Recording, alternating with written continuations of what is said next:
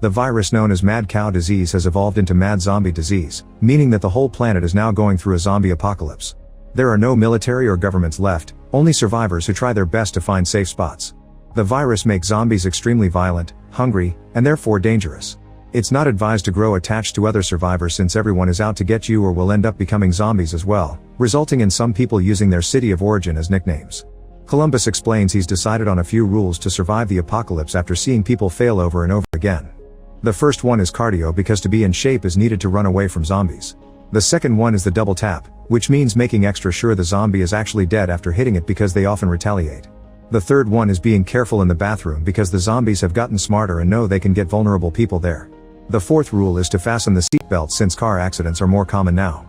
2 months after the initial outbreak, Columbus is at a gas station in Texas. He tries using the bathroom but sees a bloody fingerprint on the door and steps back right before a zombie bursts out. Columbus immediately runs away and the noise attracts a second zombie that joins the chase. All the cardio training makes Columbus fast and he reaches his car only to drop the keys, so he does another lap around the parking lot to keep the zombies at a distance. Then he finally gets in his car. After fastening the seatbelt he drives away, only for a zombie to appear in the backseat. The zombie tries to bite Columbus, who struggles to stop the zombie and causes the car to crash against a building. This sends the zombie flying through the windshield, and Columbus is happy for his seatbelt. Unfortunately the zombie is still not dead, so Columbus shoots it through the window and comes out of the car for a second shot to follow the double tap. As he sits down to rest, Columbus defecates in his pants because of his irritable bowel syndrome. The next day, Columbus continues his trip on foot and shares another rule: travel light. He's going to Ohio hoping to find his shut-in parents still alive. At that moment he sees a strange black truck coming. It has white threes painted on it and a cowcatcher on its front. Columbus moves out of the way before the truck stops and the driver Tallahassee comes out. Both men stare at each other with their weapons out until Columbus asks for a ride with a gesture, and Tallahassee allows him in his truck. As he gets in, Columbus checks the backseat because he's added that to his rules after last night. He also tries to chit-chat and learn more about Tallahassee, who says he doesn't do friendship. A brief flashback shows Tallahassee attacking zombies with chainsaws, so he should be a good companion to have. However, he also has an obsession: to find a snack called Twinkie. After a few hours of traveling, they find a crashed company truck and Tallahassee wants to check it out. Following his rules, Columbus limbers up before following him in case of an attack. They open the truck and lots of snacks come out but no Twinkies, which makes Tallahassee furious. Afterward they look for a restroom and Columbus checks every stall before doing his business. He admits he has lots of phobias, including clowns. In fact he sees one climbing under the door, but it's just a trick of his imagination. Then he remembers how it all started. Before the outbreak, Columbus spent all his time in his room eating fast food and playing World of Warcraft. One evening, he heard desperate knocking on his door and opened it to discover his neighbor 406. She rushed inside as she explained that a sick-looking homeless man bit her when she was walking home and now she was too scared to be alone in her apartment. Columbus allowed her to spend the night and they fell asleep on the couch. Later Columbus woke up to discover 406 became a zombie. She started chasing him around the apartment and Columbus hid in his room, closing the door only to hurt her leg in the process. This didn't stop 406, who pushed her way in and followed him to the bathroom. Columbus tried trapping 406 with the shower curtain but she just pierced through it with her tongue. Next he threw a bunch of stuff at her and hit her with the toilet cover before running off. 406 went after him again, so Columbus had no choice but to hit her hard enough to actually kill her, which inspired the double tap. In the present, the duo has to move a bunch of cars out of the way so they can keep traveling. They talk about various subjects and when Tallahassee brings up intimacy, Columbus makes up a story not to look like a loser but he actually was never with a woman. In the middle of the road, they find a zombie feeding on a body, but Tallahassee just drives around them and hits the zombie with the car door on the way. Sometime later they make it to a supermarket and Tallahassee arms himself with all the weapons he keeps in the truck. They enter the store and Tallahassee plays the banjo to lure the zombies out. Two creatures soon appear and Tallahassee beats one up with the banjo while the other one is victim of his bat. A third one is waiting at the back and Tallahassee takes out his frustration with garden shears. Then they go looking for Twinkies only to come across Wichita who begs for help. The duo follows her after Columbus respects another rule: always leave a door open. Wichita takes them to see her sister Little Rock, who has been bitten by a zombie. Tallahassee agrees to shoot her but before he can act, Wichita asks for the gun saying it's a responsibility. Suddenly both girls turn around and point the gun at them. It turns out this was all a trick to get their weapons in their car. The sisters leave in the guy's vehicle and now they have to keep on going on foot. As they walk through the town, they find another car only for Tallahassee to start destroying it out of frustration. Moments later they find a better vehicle and they have to remove a pair of zombie arms from the wheel. Then they check the back seat and finds a bag full of weapons. Tallahassee shoots one to celebrate before painting a 3 on the door and finally leaving. During the trip, Tallahassee finally shares a little about himself and explains that before the outbreak the most important thing in his life was his dog, who was killed by the zombies. Now he's looking for a new home and says they must enjoy the little things, which Columbus adds to his rules. A few hours later, they find their previous car abandoned on the road with the word help on the door. Tallahassee goes to investigate but finds nothing, so he goes back to Columbus only to discover Little Rock is hiding in the backseat. She fires a warning shot to disarm Tallahassee and makes Columbus honk the horn so Wichita joins them. At least this time they keep the guys in the car and the group leaves together. A flashback reveals that the sisters have been scamming people since before the outbreak. Wichita would pretend to have lost an important ring in front of awkward losers and showed off her body to distract them. Then she would promise the guys that she would pay $3,000 to whoever found it. After Wichita left, Little Rock would find the ring and the guys would buy it for them for hundreds of bucks, thinking they would get even more money for it later. The sisters had a whole bag of rings that only cost $30 and pulled this trick at every opportunity. In the present, Little Rock gets distracted and Tallahassee gets his gun back, so Wichita stops the car and points her gun at him. Columbus finally snaps and convinces them that cooperating is the best way to survive.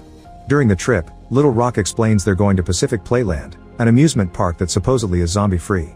It's clear that Columbus is crushing on Wichita, but she's rather cold and tells him Ohio is a ghost land with no survivors, not knowing this means Columbus' parents are dead. Feeling bad for dropping the bomb like that, Wichita agrees to give him a ride until he finds his own vehicle. Later that night, after the others have fallen asleep, Columbus and Wichita chat and bond. When they find a truck for Columbus, he accepts the fact he has no family left and decides to stay with Wichita instead. In the middle of the night, they stop at a store for food.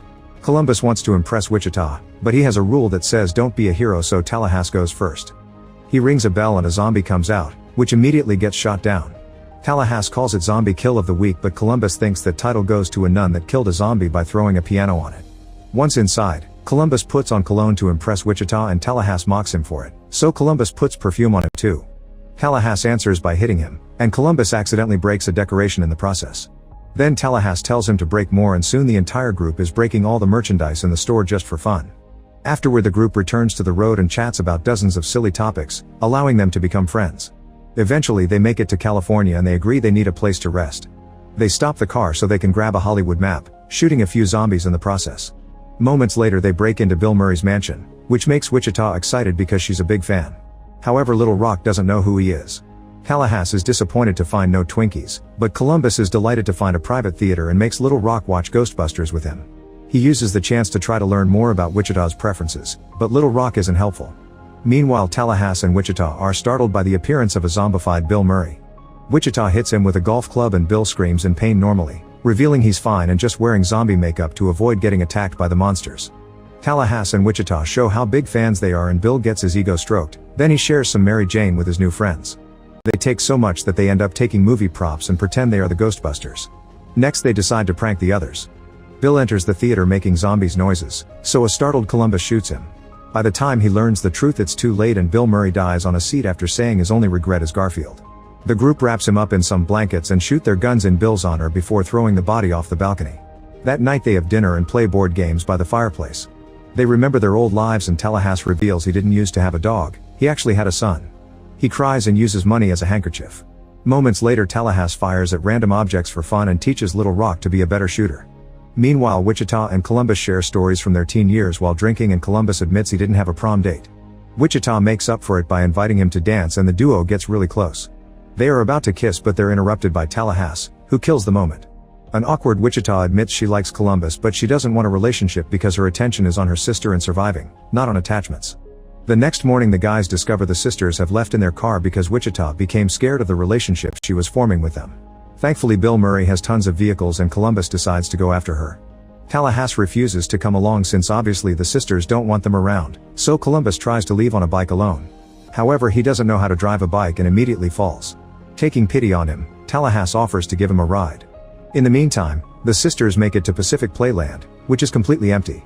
They turn on the power and start having fun with the rides, however the lights and the noises get the attention of the zombies in town. Soon the creatures enter the park and start chasing the sisters, who try to shoot as many zombies as possible while running away. They manage to get in the car, only for the zombies to break the windows and reach inside to try to grab them. Wichita speeds up the vehicle and once they leave most of the horde behind, the sisters jump off the car and let it go on until it falls in the water with a bunch of monsters. Next they run to a ride called Blast Off, which makes them go up and down as they keep shooting at the zombies. Whenever the seats go down, The zombies keep trying to climb and grab their legs, so the sisters must continue to shoot until they run out of ammo. Now they have to kick the zombies off and the ride will end soon. At that moment the guys arrive and open fire on the zombies at the entrance, running over them as double tap. Columbus sees the car in the water and thinks the sisters are dead, but fortunately they can see them from the ride and scream to ask for help. Tallahassee tells Columbus to go after his girl while he runs honking a horn to get all the zombies' attention. As the creatures surround him, Tallahassee shoots at them while hanging from a ride and even gets on the roller coaster to continue the fight. Then he enters a game booth, locking it up before shooting at all the zombies desperately trying to get in. He's brought so many weapons that eventually he brings down every single one of them with great skill. Meanwhile Columbus shoots at the zombies too and enters the haunted house, where he's jumped on by a zombie that immediately gets killed. Then he runs toward the blast off, letting another swinging ride hit the zombies following him. There's a zombie clown waiting for him, so Columbus confronts his phobia and breaks the hero rule just for Wichita. He grabs a hammer from a game and hits the clown to make him fall, then he smashes his head to kill him. There's one more creature on the blast off, but when Columbus activates it to save the sisters, the zombie falls and dies. The group reunites and Wichita tells Columbus her real name before they share a kiss. Afterward they enter the store and Tallahassee begins breaking things to find the Twinkies. Suddenly the guys hear a noise and shoot at the storage door, only to discover it was a rat. When they take a closer look, Tallahassee is devastated to notice the box of Twinkies has been destroyed by their bullets. At that moment they see the sisters leaving in the car, but it's a prank. They stop the vehicle and throw a Twinkie at Tallahassee before they leave together, driving over a zombie on their way out.